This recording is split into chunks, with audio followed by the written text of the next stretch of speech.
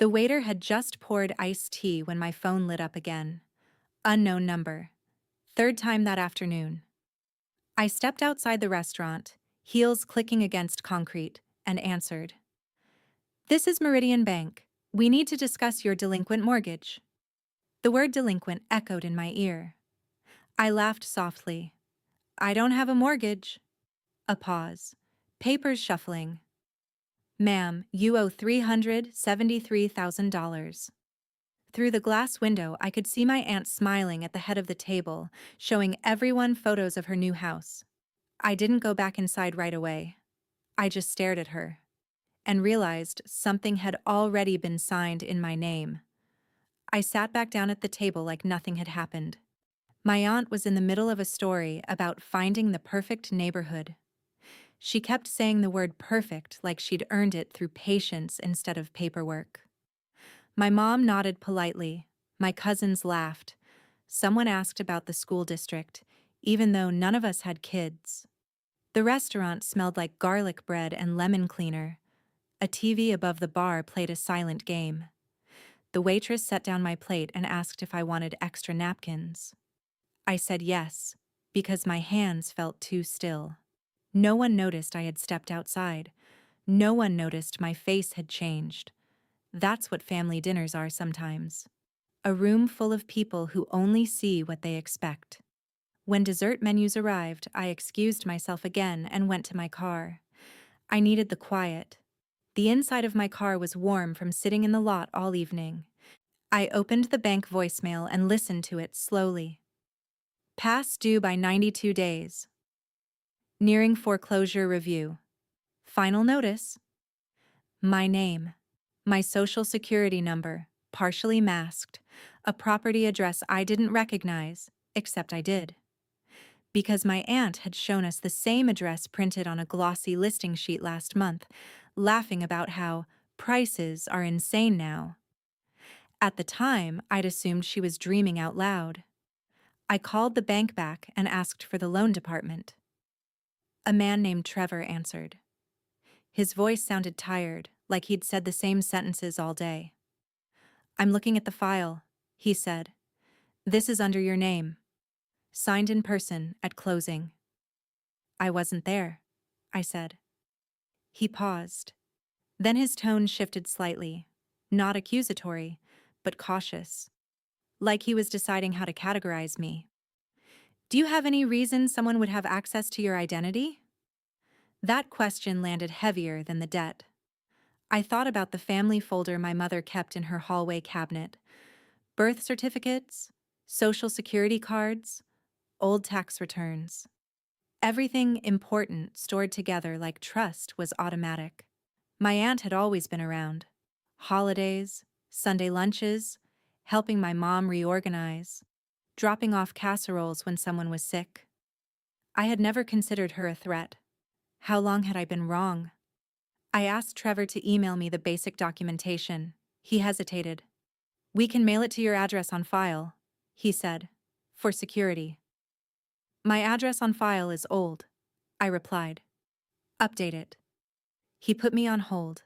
The music was tinny and repetitive. When he returned, he said, We can send a secure link, or you'll need to verify identity. Verify identity. To prove I was me. I drove home with the radio off. The streetlights felt harsh against my windshield. My apartment building's hallway smelled like someone's laundry detergent and fried food. Inside, I sat at my kitchen table under the yellow light and opened the secure link. The documents loaded slowly. Loan application, signed disclosures, closing summary. My name typed neatly in multiple places. My signature at the bottom. Except it wasn't my signature. It was close enough to pass at a glance. The same letters, the same curves. But the pressure was wrong, like someone had traced it after watching me sign a check once. I stared at it until my eyes watered. Then I noticed the co-signer section. Blank. This was only in my name, my credit, my liability, my life. I called my mom immediately, not because she could fix it, but because I needed to hear her voice and confirm I wasn't hallucinating. She answered on the second ring. "Hey, honey," she said, cheerful. "Did you have fun at dinner?" I swallowed. "Did you know Aunt Marlene bought a house?" I asked. A pause. Small, but there. "Yes," she said carefully. "She's been working on it." "In my name," I said. Silence. Then her voice changed. "What are you talking about?" I described the call, the amount, the address, the documents. My mom didn't deny it. She didn't sound surprised. She sounded inconvenienced. "Let me talk to her," she said. "Maybe it's a misunderstanding." Misunderstanding. That word families use when the truth is too ugly to say out loud. The next morning, I took my laptop to work and printed everything. The printer jammed twice. My coworker offered help and I lied, said it was just paperwork for insurance. By lunch, I was sitting in my car outside the police station. I didn't want to go in, because once you file a report, you can't pretend it's just family drama. You have to name what it is. Fraud. Identity theft. And the person who did it shares your last name. I walked inside anyway. The police station smelled like old coffee and paper.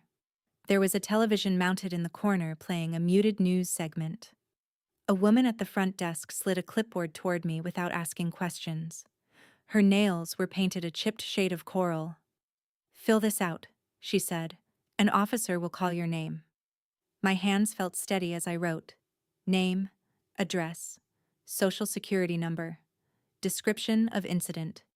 When I reached the line that asked for the suspect's name, I hesitated. I could have written unknown. It would have been easier. Instead, I wrote hers. The officer who called me back looked younger than I expected. He wore tired eyes and a polite expression that suggested he'd seen worse. "So," he said, scanning the printed mortgage documents. "You're saying you didn't sign these?" "I didn't." "And you believe your aunt did?" "Yes." He leaned back slightly. "Why would she use your name?" That question felt unfair, even if it was reasonable, because explaining family dynamics to strangers always makes you sound unstable.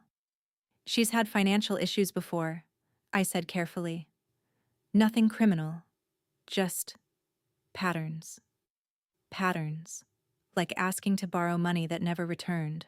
Like co-signing a car loan for a cousin and then missing payments. Like temporary credit card use that turned permanent. I had seen the warning signs before. Just never imagined I'd become the solution. The officer nodded slowly. "Do you have proof she had access to your documents?" I thought about my mom's hallway cabinet again. The file labeled important. How many times had I seen my aunt flip through it casually while helping reorganize? "Possibly," I said. He tapped his pen against the desk. "If we open a formal investigation, it becomes serious," he said. "Are you prepared for that?" Prepared. No one prepares you for choosing between financial ruin and family fracture. What would you choose? I signed the report. The sound of the pen scratching paper felt louder than it should have. As I walked out of the station, the sun was too bright. The world looked unchanged. Cars moved. People crossed streets. Life continued. But something irreversible had shifted. By that evening, my aunt called. Not my mom, not my cousin. Her. Her voice sounded calm. Too calm. "I heard you went to the police," she said. I didn't ask how she knew. "I did," I replied. A short laugh on the other end. "You're overreacting," she said. This was temporary. Temporary. The same word my mom had used for everything uncomfortable. "You took out a mortgage in my name," I said quietly. "We were going to refinance," she said quickly. "It's just paperwork." Just paperwork. $373,000 of paperwork. "You should have told me," I said. She exhaled sharply. "If I had asked, you would have said no." There it was. Not denial, not confusion, Just justification. I didn't think you'd make it this dramatic, she added. Dramatic. As if filing a police report was theatrics. As if foreclosure notices were minor inconveniences. Have you ever noticed how people minimize harm when they benefit from it? You forged my signature, I said. It's not like that, she replied. But it was exactly like that. My mom called right after. Her voice was tight. Why would you involve the police? She asked. Because the bank already had. Because my credit score had dropped 60 points overnight. Because foreclosure letters don't wait for family mediation. She said she was going to fix it, my mom continued. When? I asked. Silence. You should have come to us first, she added. I closed my eyes. I did, I said. Last night. Another silence. That's when I understood something clearly. They weren't shocked by what she did. They were shocked I refused to absorb it quietly. The next morning, my credit monitoring app sent another alert. Account flagged for fraud investigation. My phone buzzed with texts from cousins. What's going on? Why are you attacking Aunt Marlene? Attacking, as if I had invaded her house, as if I had signed her name. By the end of the week, my aunt posted photos of her house again. Caption, blessed and grateful. The comments were full of heart emojis. Not one mention of the mortgage. Not one hint of tension. Publicly, everything was intact. Privately, my name was on a debt I never agreed to. And the deeper I looked at the paperwork, the more I realized something worse. This wasn't rushed. And it was planned. I started reading the documents more slowly, line by line, page by page. The loan application listed my employer correctly, my salary, my previous address, even my middle initial. It wasn't guesswork. Someone had access to detailed information. I checked the closing date. 3 months ago. 3 months ago, my aunt had asked me to email her a copy of my pay stub. She said she was helping my cousin apply for a student loan and needed an example format. I remember hesitating for half a second. Then I sent it. Because she was family. 3 months ago, she also asked for my updated mailing address for Christmas cards. 2 weeks later, the mortgage documents were notarized. The notary stamp included a small office downtown I'd never visited. I called the office. The receptionist answered brightly. Yes, and we notarized that closing, she said. Everything looked in order. Did you verify identification? I asked. Of course, she replied. State ID presented.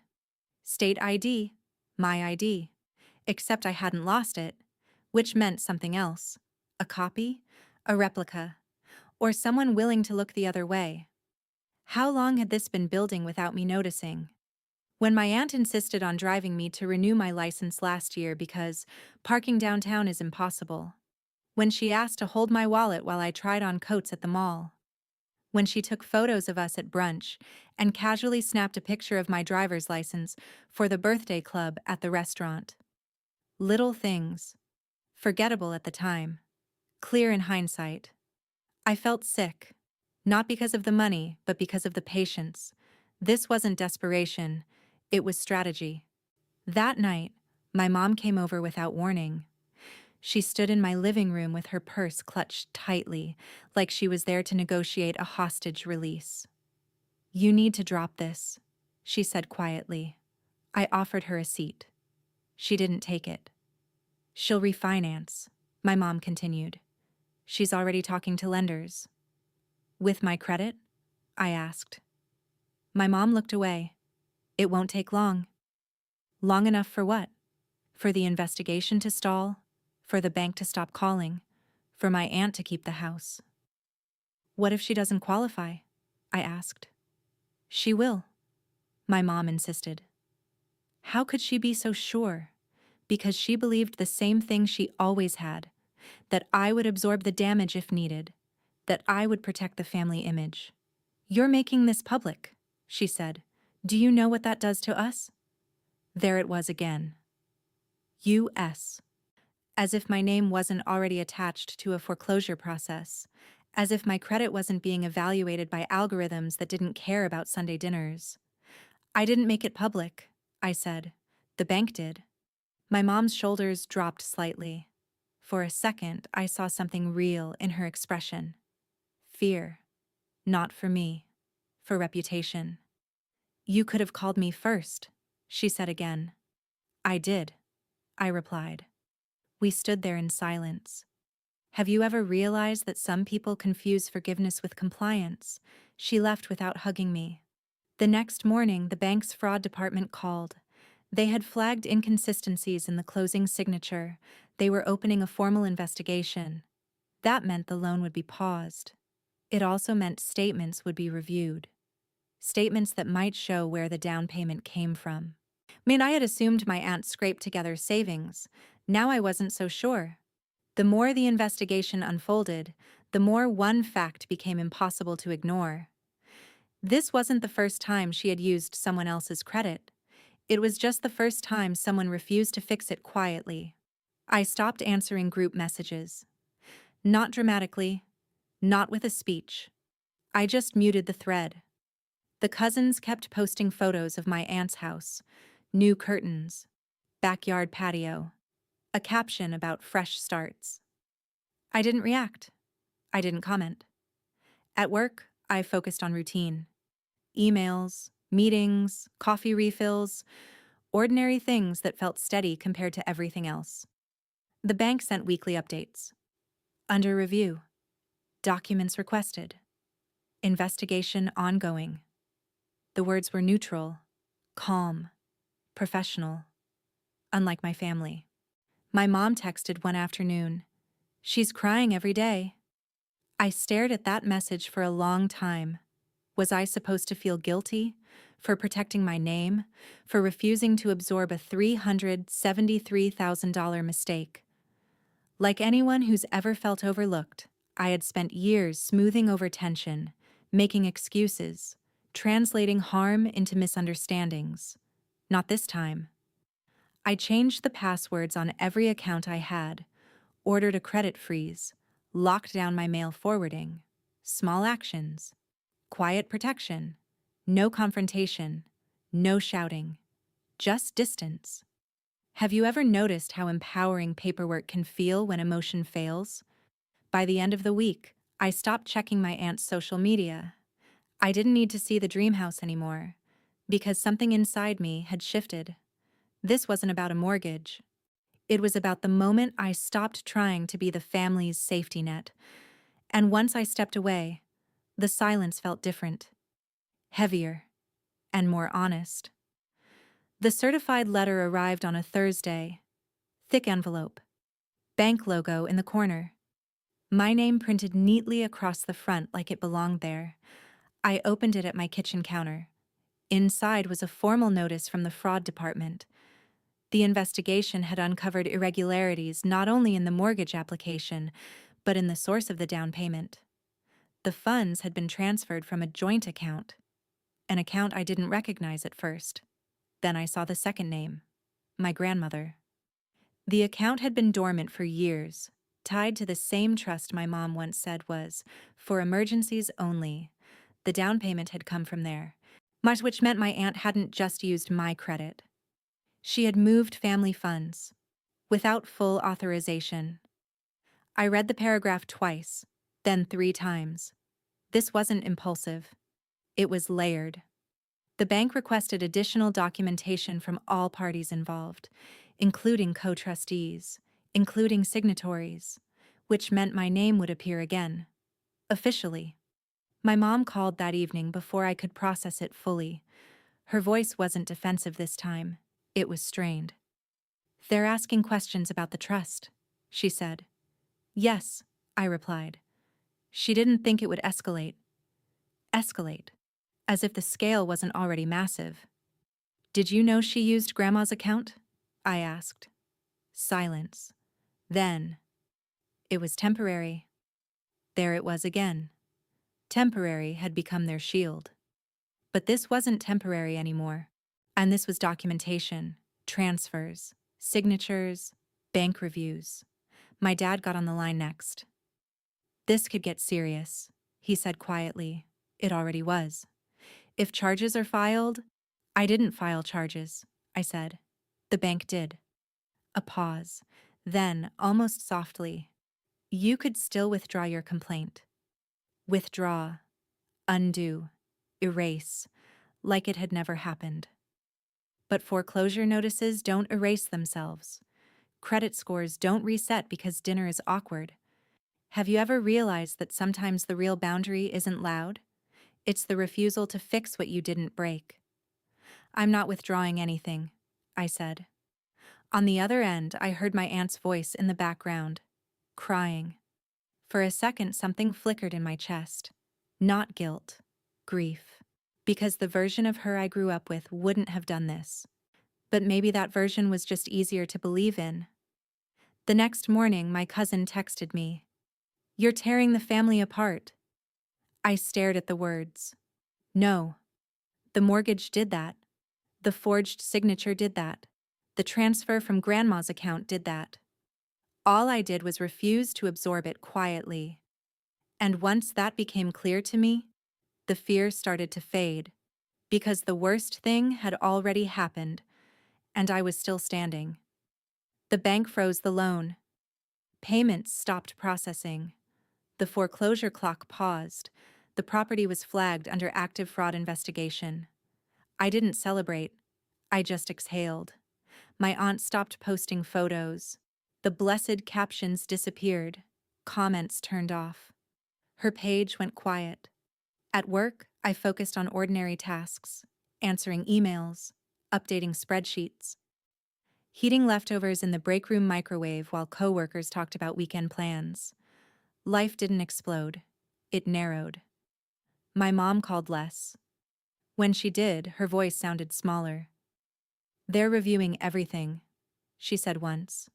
"It's stressful." I didn't respond with comfort. Because comfort had been my default for years. Instead, I said, "I hope it gets resolved correctly." Correctly.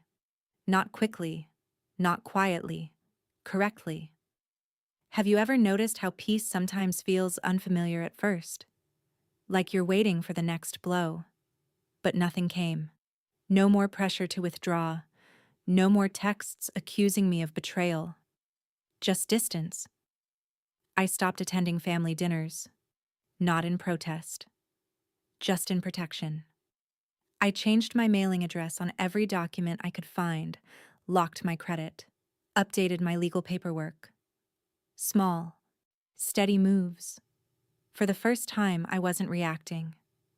I was securing. And the silence that followed wasn't empty. It felt like space. Space where I didn't have to explain myself. Space where I didn't have to fix someone else's mistake. And in that space, something settled. I wasn't the family's backup plan anymore. I was simply done carrying what wasn't mine. The final call didn't come from my aunt. It came from the bank's fraud department. Their tone was neutral, almost routine. "After review, we've determined the mortgage was obtained through identity misrepresentation. The loan will be voided. You are not liable." Not liable. Two words that felt heavier than the $373,000. The house would go back into review. The funds transferred from my grandmother's account were flagged for recovery. The trust would be audited. No dramatic arrest. No flashing lights. Just paperwork correcting itself. My aunt never called to apologize. Instead, she sent one short message. "I never meant to hurt you." I read it once. I didn't reply, because intention doesn't erase impact. Weeks later, I saw her at a grocery store. Fluorescent lights, cold air from the freezer section. She looked smaller somehow, not defeated, just exposed. We stood a few feet apart. "I thought you'd help me," she said quietly. That was the most honest thing she'd said this entire time. She hadn't expected me to fight. She'd expected me to carry it. "I helped by telling the truth," I replied. She nodded, eyes on the floor. There was nothing left to argue about. The systems had already spoken. Like anyone who's ever felt overlooked, I used to think keeping peace was strength. That protecting family at my own expense proved loyalty. It doesn't. Boundaries are not betrayal, they're clarity. If this resonates with you, if you've ever been asked to absorb someone else's mistake, remember this. You're allowed to protect your name. You're allowed to say no. You're allowed to let paperwork speak for you. Not loudly, not cruelly, just steadily. This wasn't revenge. It was correction. And once the correction was made, something shifted inside me. I stopped fearing family conflict because I understood something simple. The moment you stop being the safety net, people learn to stand on their own, or they fall.